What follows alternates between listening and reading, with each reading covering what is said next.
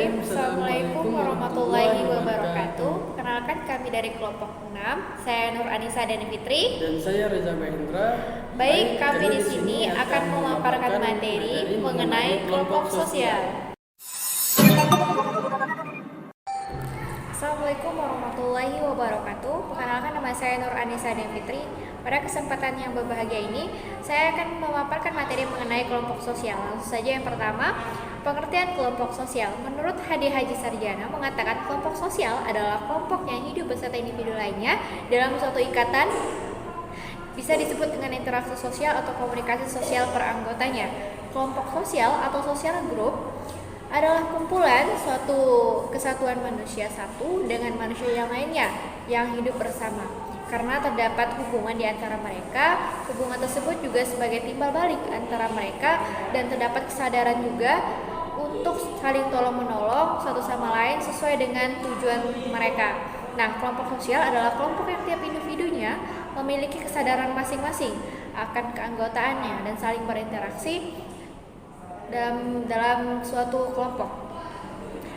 Kelompok tercipta oleh masyarakat yang beranggota dan kelompok juga dapat mempengaruhi perilaku tiap individunya di anggotanya tergantung karakter tiap individu masing-masing.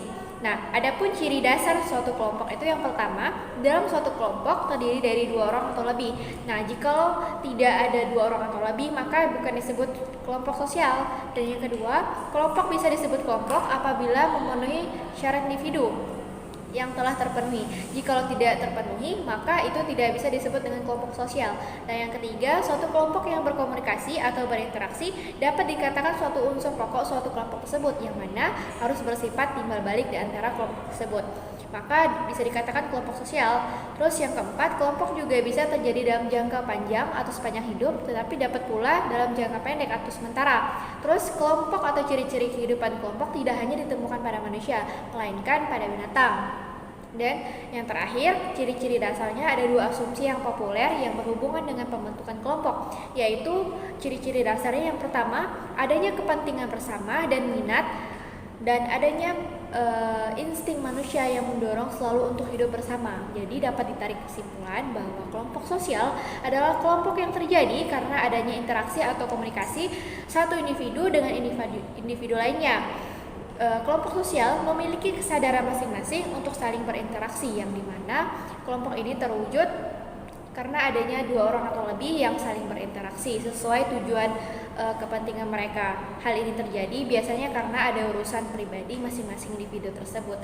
Misalnya mengenai masalah pekerjaan, rumah tangga, kuliah, dan lain sebagainya. Bismillahirrahmanirrahim. Baik, saya Reza Mahendra. Selanjutnya akan melanjutkan pemaparan materi mengenai kelompok sosial. Nah, jadi kelompok sosial tersebut ada berbagai macam-macam. Adapun macam-macamnya, kelompok sosial itu antara lain yang pertama, yang berdasarkan atas besar kecilnya jumlah anggota kelompok dapat dibedakan menjadi 2, yaitu A. Kelompok primer atau bisa dikenal dengan primer group. Jadi, kelompok primer group adalah kelompok-kelompok yang saling mengenal anggotanya, serta terdapat kerjasama yang bersifat pribadi.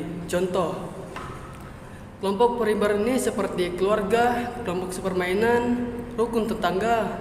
Jadi, kelompok primer ini merupakan suatu kelompok di mana orang dapat mengenal orang lain secara pribadi dan akrab. Nah, yang B, kelompok sekunder atau bisa dikenal dengan secondary group. Kelompok sekunder ini adalah kelompok-kelompok besar yang terdiri dari banyak orang. Hubungannya tidak harus saling mengenal secara pribadi. Di sini hubungannya itu terdapat kurang akrab dan sifatnya tidak begitu lengket atau karena mereka berkumpul berdasarkan kepentingan yang sama. Contohnya kelompok sekunder ini antara lain terdapat pada orang-orang yang melakukan hubungan kontrak jual beli yang memunculkan hak dan kewajiban dari masing-masing pihak. Yang kedua, yaitu yang berdasarkan atas derajat organisasinya dibedakan menjadi 2, yaitu yang pertama kelompok formal. Kelompok formal adalah suatu kelompok yang sengaja dibuat secara resmi untuk mencapai suatu tujuan tertentu. Contohnya adalah seperti organisasi masyarakat seperti bersari, perkemahan 1 hari ISWI Ikatan Sarjana Wanita Indonesia Kopri Pergerakan Mahasiswa Islam Indonesia Putri. Yang B, kelompok informal atau informal group. Kelompok informal adalah organisasi kelompok yang dibuat secara tidak resmi, tidak punya struktur dan organisasinya yang pasti. Jadi kelompok ini tidak didukung oleh peraturan-peraturan anggaran yang dasar dan anggaran rumah tangga secara tertulis. Biasanya kelompok ini dibentuk atas dasar pengalaman dan kepentingan yang sama dari para anggotanya. Sifat interaksi atau hubungan timbal balik ini berdasarkan saling mengerti yang lebih mendalam karena pengalaman dan pandangan yang sama karena tidak mengenal peraturan yang tertulis. Maka loyalitas anggota pada anggota kelompok lain besar sekali. Di samping itu juga karena jumlah anggotanya sedikit, maka di antara para anggotanya dapat mengenal secara pribadi dan sering bertemu muka. Jadi pada kelompok informal ini dapat dikatakan bahwa sifat-sifat dan ciri-cirinya hampir sama dengan kelompok primer. Contohnya klaim seperti arisan dan lain sebagainya. Yang ketiga, yang berdasarkan atas interaksinya dibedakan menjadi dua, yaitu kelompok referensi. Kelompok referensi ini adalah kelompok sosial yang menjadi ukuran bagi seseorang dalam kurung bukan anggota kelompok, tapi untuk membentuk pribadi dan perilakunya. Jadi setiap individu itu menyetujui norma-normanya, sikap-sikapnya dan tujuan dari kelompok tersebut. Artinya dia senang atau menyukai norma-norma yang ada, sikap-sikapnya serta tujuan kelompok tersebut. Yang B, kelompok membership. Membership adalah merupakan kelompok di mana setiap orang secara fisik menjadi anggota kelompok tersebut. Secara ukuran utama bagi keanggotaan seseorang adalah interaksinya dengan kelompok sosial yang bersangkutan.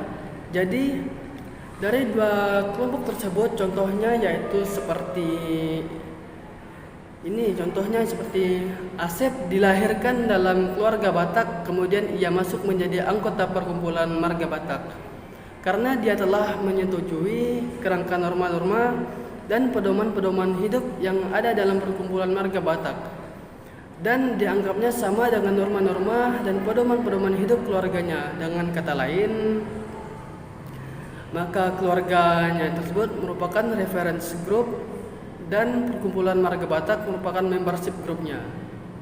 Sekian dari saya, terima kasih. Nah, selanjutnya ada proses terbentuknya kelompok sosial. Proses terbentuknya kelompok sosial ini terjadi karena naluri manusia yang ingin selalu hidup bersama, tetapi bukan hanya masyarakat manusia saja yang ingin hidup bersama, melainkan masyarakat binatang juga berkeinginan hidup bersama. Sejak manusia dilahirkan, sudah terciptanya naluri biologi yang berkecenderungan hidup bersama dan akhirnya membentuk kelompok. Adapun dua hasrat pokok yang dimiliki manusia karena terdorong berkeinginan hidup berkelompok. Yang pertama, hasrat untuk bersatu dan mempersatukan manusia dengan manusia lainnya. Contohnya hasrat untuk saling tolong-menolong, menyayangi, melindungi, mencintai, membela, dan lain sebagainya. Yang kedua, hasrat untuk bersatu mempersatukan alam dengan sekitar. Contohnya merawat dan melindungi tumbuh-tumbuhan, hewan, serta ciptaan Tuhan lainnya dan memanfaatkan alam sekitar untuk hal-hal yang penting dan menjauhi perilaku untuk merusak alam sekitar.